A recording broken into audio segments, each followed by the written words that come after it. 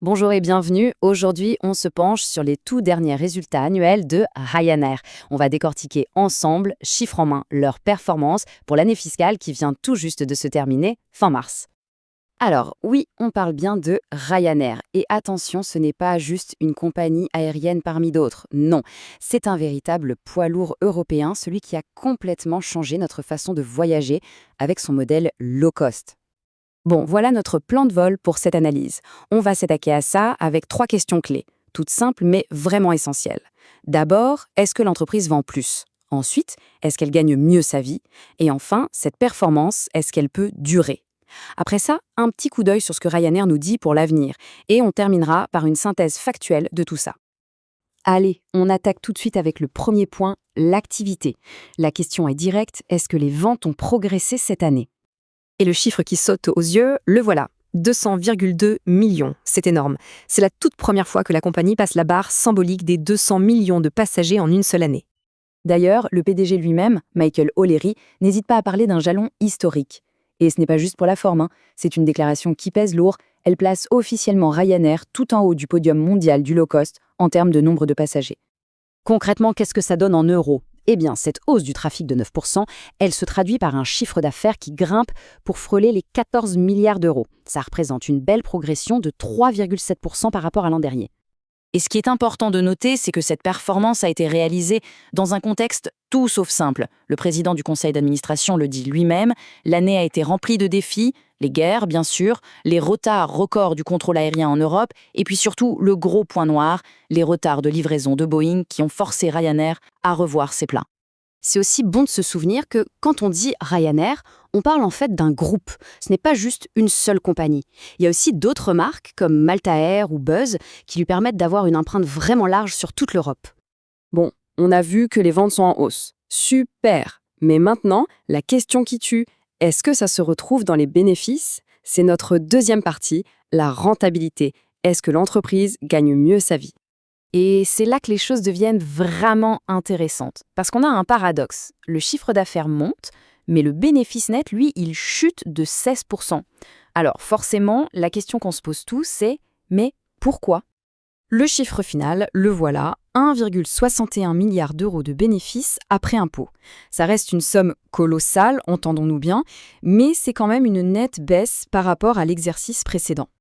Alors, pour comprendre, il faut faire ce qu'on n'aime pas faire. Regardez la colonne des dépenses. Et là, c'est clair. Les coûts d'exploitation totaux, ils ont grimpé de presque 9% pour atteindre 12,4 milliards. Et si on regarde dans le détail, on voit que le carburant est assez stable, mais que tout le reste, les coûts hors carburant, eh bien ça a littéralement explosé. Le PDG nous donne des exemples. Les frais dans les aéroports, la maintenance des avions, tout ça, ça a augmenté à des taux à 2 chiffres.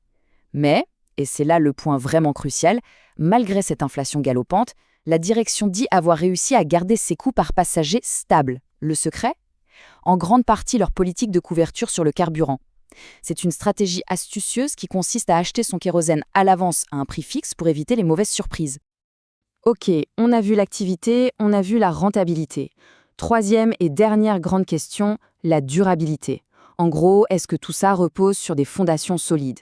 Et pour ça, il n'y a pas de secret, il faut aller fouiller dans le bilan de l'entreprise. Et pour illustrer la stratégie long terme, il y a un chiffre qui parle de lui-même. Tenez-vous bien, sur les 15 dernières années, Ryanair a rendu quasiment 9 milliards d'euros à ses actionnaires. C'est colossal, et ça passe par les dividendes et les rachats d'actions. Quand on regarde le bilan de plus près, on voit bien cette solidité. La dette à long terme, par exemple, a été sérieusement réduite. En même temps, la trésorerie nette reste très confortable, à 1,3 milliard d'euros. Bref, ça respire la santé financière. Et ça, ce n'est pas un hasard, c'est une vraie stratégie, totalement assumée par la direction. Le PDG le martèle, dans un monde aussi imprévisible, leur plus grande force, leur avantage sur la concurrence, c'est leur bilan. Ça leur donne la liberté de financer eux-mêmes leurs nouveaux avions sans s'endetter jusqu'au cou. Voilà pour l'analyse de l'année passée. Maintenant, regardons vers l'avant. Qu'est-ce que la direction nous dit pour l'avenir? Quelles sont les perspectives officielles? Alors, le point noir, on l'a déjà mentionné, c'est Boeing et ses retards de livraison. C'est le défi numéro un. Mais ça n'empêche pas Ryanair d'être très ambitieux. L'objectif, c'est d'aller chercher jusqu'à 206 millions de passagers dès l'an prochain.